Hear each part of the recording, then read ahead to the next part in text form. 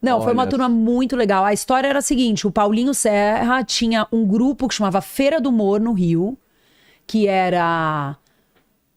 Eu acho que eram eles e talvez tinha alguém mais ali que não tava. Talvez o Marrom não era fixo, o tanto que Marrom eles não tava. brincavam O Marrom que o entrou Marrom... por causa do carro, né? Exatamente. Ele entrou por causa do carro. Que ele tinha uma Blazer e era bom pra vir pra São Paulo. Exato. Mas eu fui chamada nesse mesmo esquema. O Paulinho me chamou porque ele se sentia muito grato porque eu tinha levado ele pra uma entrevista do Pânico. Levado. Olha o que eu fiz. Eu era amiga do Daniel Zuckerman, que era até então só produtor do Pânico. E eu Fez a falei... ponte. Pô, Dani, você conhece o Paulinho Serra? Ele é muito bom, muito engraçado. E aí ele chamou, foi quase um divisor de águas do Pânico, eu acho. Sério? Foi um programa de muita audiência, na rádio ainda. Sei, claro. De muita audiência. Ele fazia aquele traficante viado dele, que era genial. Então, assim, ele foi... Quando ele veio pra São Paulo, eu tava me formando no Célia Helena, e aí ele falou... Cara, eu queria te chamar pra entrar no grupo. E eu pensei, cara, ele nunca viu eu fazer nada. É só esse... Putz. Porque voltando ainda um pouco mais a fita, olha que doido. Eu fui assistir o Eric Johnson numa peça que ele fazia. Eric Johnson, Pintabó, não era essa. Era uma peça. Tá. Não era dele, não era o monólogo dele. E o Paulinho Serra fazia um personagem que eu achei muito genial. Era no Olímpia ainda, que era sentadinho mesmo, né? Aquela casa de show. Quando terminou... Todo mundo, sei lá, acho que todo mundo levanta, aplaude o Eri e todo o elenco, né? E eu aplaudi o Paulinho, porque eu falei, nossa, que menino engraçado. Fiquei meio olhando pra ele, e ele ficou com uma carinha assim, tipo... E aí, quando terminou, uma amiga minha conhecia o Eri, foi no camarim. Eu lembro que eu tava começando a estudar teatro, e aí eu fui no camarim, sabe, com aquela... Ai, oportunidade de chegar perto do Eri. Mas também falei, não conheço, vou ficar bem quietinha aqui no meu canto. E aí, quando eu tava no camarim com essa minha amiga, conversando com ele, eu lá no cantinho, vem o Paulinho Serra e fala... Nossa, queria te agradecer, porque, pô, na hora de aplaudir, eu vi que você ficou super me olhando, falando parabéns. Falei, não, que eu te achei muito legal. E aí começou uma amizade. Nossa, sim. Aí ele falou, o que você faz? Eu falei, tô começando agora, quero ser atriz e tal. Ele, não, quando você for pro Rio, eu te levo na Globo. Eu amo ele. E aí eu fui pro Rio pra fazer um outro trabalho. E aí eu falei, cara, eu tô aí no Rio. Ele, vamos lá que eu vou te levar pra fazer o registro na Globo. E era maravilhoso que esse registro da Globo... Registro? Você faz Na época, eu não sei se é assim ainda. Você vai na Globo e você faz um teste. Pra saber se você vai poder fazer um teste e deixar lá no... Teste pra saber se você vai... Nossa. E a gente... A Globo é super longe. Ele morava na Zona Sul, em Ipanema. A gente foi de van. Aí eu lembro que eu levei um sapato de salto na bolsa, eu fui de chinelo. Porque a gente tinha que andar assim. A van deixava a gente a quase 2 quilômetros da portaria 3. Aí a gente andando tudo aquilo... Chegamos na portaria 3, coloquei o salto, entrei, fiz o teste. No dia seguinte me ligaram: ei, você e o Paulinho passaram, volta aqui pra fazer o teste. Ufa. Aí o Paulinho, eu vou pra praia. Não, eu vou ficar aqui estudando. Aí fiquei lá estudando, voltei, fiz meu registro na Globo. E ele foi um cara assim... que sempre generoso, né? Generoso, abriu muitas portas pra mim. E eu acho que ele tem esse olhar... Mas ele é muito engraçado. Ele é muito engraçado. Muito. Eu acho que ele tem esse olhar de grupo, de formar coisas. Tanto que eu vejo a quantidade de coisas que ele faz depois. E até hoje eu não sei, mas se eu fosse chutar, 99% de chance foi ele que levou um bolo de maconha no aniversário do Murilo Gun, que eu e minha mulher falamos, não bateu, não existe esse negócio de bolo de maconha. Fomos dormir e a gente ficou, acho que umas 4 horas rindo. Rindo de não conseguir dormir. Falei, cara, aquele bolo de maconha. Eu acho que foi o Paulinho Serra. Que maravilhoso. Eu acho que foi o Paulinho Serra. Eu amo a experiência muito hilária que eu tive com o Paulinho, é que ele me levou num parque do Rio que chama Paineiras. E aí ele ia um pouco mais na frente, eu lá meio deslumbrada, tirando foto das coisas, de repente ele volta assim de uma curva, totalmente pelado, com uma folha na frente, assim, aí, eu tô roubando geral. Cara, eu nunca esqueço aquela cena, ele pelado com a folha, um folhão assim. Gente, é uma piada. O cara tira a roupa inteira, deixa na curva pra fazer essa piada. E o Marrom também, outro idiota. Você tava fazendo stand-up, ele passava pelado atrás. Você tá fazendo stand-up, sabe? Plateia difícil, daqui a pouco passa o Marrom totalmente pelado. Cadê minha roupa? Cadê minha roupa? Não, passa alguém primeiro, e você combinava isso. Passava alguém com um monte de roupa na frente, o pessoal não entendia nada, e atrás o Marrom tapando. Cadê minha roupa? Cara, eu lembro muito disso. Ele fazia isso com a gente também. Só tinha louco, né? Não, e muito Capela bons, louco muito também. talentosos, todos, assim. Eu lembro que eu tava recém-formada, né? Então, ali pra mim foi uma oportunidade muito especial, né? Porque eu tinha acabado de me formar, né? Eu acho que eu andei algumas casas mais rápido do que eu poderia ter andado. Mas não estourou mesmo aqui em São Paulo, no restaurante mexicano, não foi? Pro de São Paulo, do Rio eu não tava. Você não participou? Não. O que acontece? Aí, quando ele fez essa entrevista, o Du, que era o dono desse bar mexicano, Sim. falou pra eles, amei, vem fazer no meu bar em São Paulo. E aí ele fez, então beleza, eu vou pegar o grupo que eu tenho aqui no Rio, vou trazer pra São Paulo. E aí foi quando ele me chamou pra entrar nesse grupo. Ah, tá. E fui, e aí eu lembro que eu fui... Não, eu lembro que eu fui com um texto de um amigo meu jornalista, o Gilberto Amêndola, que ele hoje no Estadão, um baita super jornalista fodão, ele tinha um texto de uma boneca inflável. Aí eu levei esse texto, falei, não, vou fazer esse texto, imagina, vai ser difícil, vou ensaiar. Aí eu cheguei e falei, não, e aí a gente ensaia quando? Eles, não, a gente vai... Não tinha ensaio? Nada, aí eu falei, não, é que eu tô aqui com o texto do meu amigo. Ele, não, texto só autoral. Aí eu... eu vou ter que também escrever. Nossa, assim, eu lembro que eu fui... Era quase que assim, como é que eu faço pra alcançar onde eles estão, assim? Mas eles foram muito generosos, sempre me deram o tempo que eu precisei lá pra chegar, porque eu demorei mesmo, eu tava literalmente, eu tinha me formado há 15 dias, sem brincadeira. Nossa. Então eu tava ainda muito... Mas explodiu de cara? Não, o grupo demorou um tempo? Não, mas foi muito...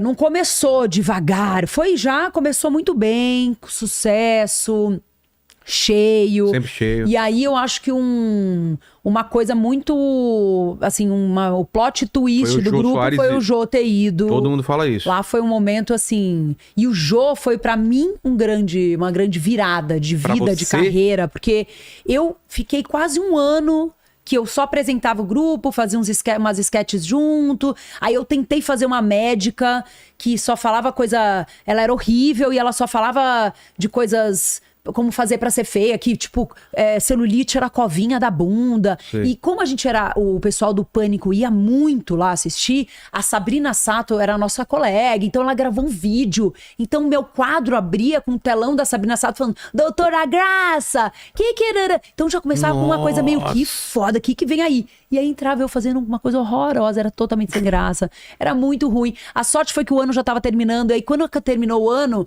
quando a gente voltou, que a gente fez uma breve reunião, com consenso geral foi, nunca mais faremos a Doutora Graça, né? Não, com certeza, já tô angustiada. E aí não consegui, aí eu fui pra um lugar de tentar fazer, então vou pegar um apanhado de coisas que acontecem na semana e vou fazer isso. E aí tinha tido uma passeata da maconha, exato. E não teve quórum. E aí foi isso. É maravilhoso. Realmente uma piada pronta. Piada pronta. Né? E aí, quando eu fiz, esqueceram de... entre outras coisas, eu fiz isso, as pessoas deram um arzinho de... Porque é muito doido também, como parece que você não conseguir de cara emplacar uma coisa engraçada, você vai ficando num limbo, que mesmo se troca o público... Você acelera, às vezes, é muito doido, né? Como eu acho, com toda certeza, o humor, ele é confiança, né? Pô. Então, o fato de você... E talvez... O Paulinho Serra é capaz de falar qualquer coisa com uma confiança tão grande que é sem graça, que a galera vai repetir. É uma risada, é uma respiração que você já tá... O Edu faz muito isso, né? Ele fala, ele vai até o limite, até a pessoa rir e acho que e confiança. Com toda essa tentável, não dá. E aí, quando deu esse... O Paulinho também é muito esperto, ele falou pra mim, né? Cara, investe nisso aí, ó, de negócio de maconha, que é engraçado, as pessoas vão rir, vai dar certo. E aí eu comecei a pensar essa coisa, porque eu conhecia, sei lá, já conheci muita gente que é lesada real, não só de maconha, sabe, gente meio sequeladona. E aí eu lembro que, enfim, aí comecei com aquela coisa de, bater na madeira, aí, quem que tá batendo, sabe? Comecei a ir pra esse lugar aí ela tinha um gato, perdi o gato voltava pra casa antes dela. Comecei pra esse lado dessa personagem mais sequelada. E foi até que eu fui arrumando, costurando, e foi ficando um texto legal. As pessoas começaram a rir, eu vi que...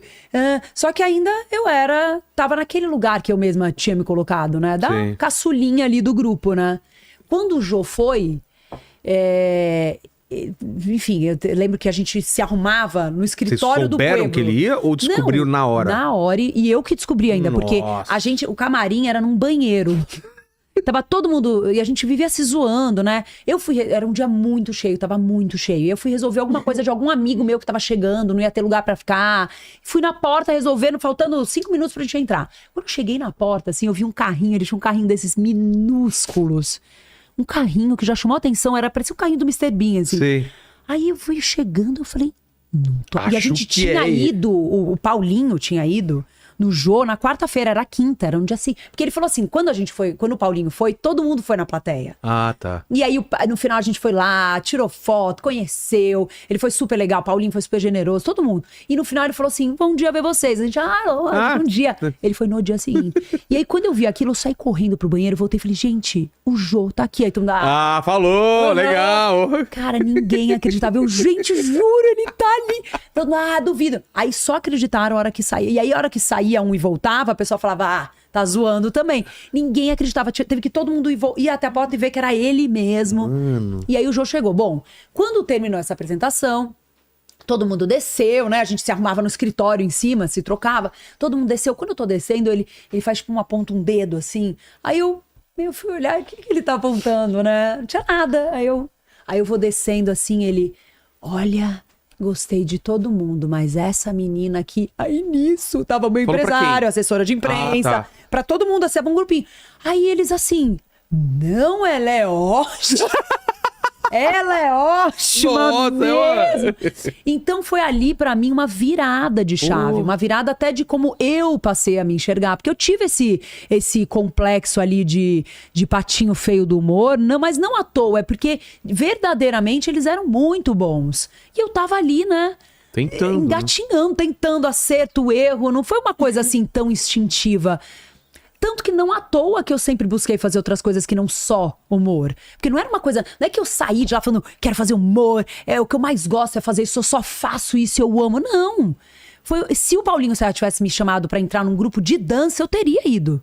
Porque foi a primeira... Óbvio. Qualquer coisa. Foi o primeiro convite que eu recebi depois de eu estar prestes a me formar. Imagina, se os caras... Vamos entrar, vamos fazer parte, a gente vai fazer um grupo de música. Vamos ver como é que é. Então, eu fui pro humor. E claro, eu acho que eu sou uma pessoa que tenho a vida inteira, né? Eu nunca quis ser atriz jovem, pequenininha. O que você pensava? Sei lá, veterinária. Sério? Pequena, eu queria ser veterinária. Seus pais faziam o quê? Minha mãe era empresária e meu pai também. Cada um. Então, minha mãe teve um cabeleireiro, meu pai teve uma empresa de logística, ninguém na área. Ator, atriz, nada, tio, entendeu? tia. Aí depois eu fui crescendo e falando, não, eu quero fazer alguma coisa de comunicação. E aí eu falei, eu quero fazer publicidade. Onde você fez? Aí fiz publicidade. Aonde? É muito ruim. Já fechou. Fia. Nossa, isso era muito ruim. Era muito ruim. Mas enfim, fiz lá a faculdade. Só que o que eu fazia? Eu comecei a trabalhar muito cedo. Então eu já entrei na agência. Eu trabalhava em agência de publicidade. Sério? Fazendo? Então, antes de eu trabalhei em agência, depois eu trabalhei... Porque eu também sou formado em publicidade. Eu trabalhei em várias áreas, começando, estagiando. Sei. Então, eu fui emendando onde eu me colocava, aí eu fui trabalhar em uma agência, aí eu acabei indo para uma academia mas de... na parte criativa você trabalhou ou não chegou a trabalhar? Só assim, eu trabalhei mesmo com produção, mas eu acho que eu ia para o atendimento com certeza. Eu acho que esse é um ótimo atendimento. Com certeza. Também acho. Eu acho, assim, acho que é um lugar ali, tanto que quando me perguntam, você gosta de fazer cinema, TV, eu gosto de me comunicar de forma geral, assim, onde tem, que eu posso usar da comunicação, é um lugar que eu acho que eu vou bem, que eu me sinto confortável, né? E aí eu lembro que eu comecei a trabalhar numa academia de tênis, como relações públicas. Olha só. E aí comecei a adorar, tava lá, curtindo, amando, e aí um dado momento eu falei, olha... Eu acho que eu vou trocar minha faculdade para relações públicas, porque eu tô gostando disso aqui, só que aí a FIA não tinha o curso de relações públicas. Aí eu falei, não, então vou me formar aqui, vamos ir. Aí voltei para trabalhar em agência, tudo. Então, o fato da faculdade não ser tão boa, quase que era essa lacuna era ocupada pelo fato de eu trabalhar. Eu trabalhava, então eu ia vendo mais ou menos como era a vida real e ia só tocando a faculdade, né? E aí, quando eu me formei... No último ano ainda, quando eu tava fazendo o TCC, eu fiquei com uns dias livres à noite. Aí minha mãe, um dia lendo o jornal, falou, olha aqui, um curso de teatro à noite, você não quer fazer? Porque era uma coisa que eu achava legal, já tinha feito algumas vezes na escola, e fui fazer.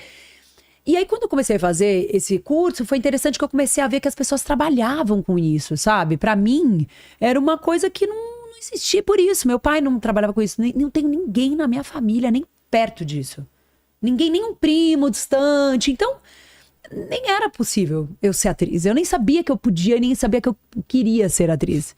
E aí, quando eu comecei a fazer esse curso, que eu vi gente que trabalhava na área... Eu falo, mas você trabalha com... Você tem alguém na família? Não, eu faço teste. Eu falo, você faz teste? Fala. E aí as pessoas começaram a me falar, eu comecei a falar, gente... E aí começou a fazer tudo muito sentido, porque assim... Eu trabalhava em agência, já trabalhei, relações públicas. Só que eu sempre acabava me destacando por isso. Imitava bicho em festa de final de ano. Você tá brincando. Aí, juro. Aí, sabe, eu sabia que eu tinha um tom. Bicho. Que bicho você imitava. Vários. Para não. Você falou. Fala que bicho você Eu tô rouca. Então é alguma coisa com voz fina. Não, quando eu era pequena, e até hoje, tá? É uma coisa meio louca, eu vou falar. Eu chamo gato. Eu imito galo pra você não ficar tão envergonhado, eu faço junto um galo. Eu sei fazer galo. Galo também. É melhor que o meu? Eu não faço o act.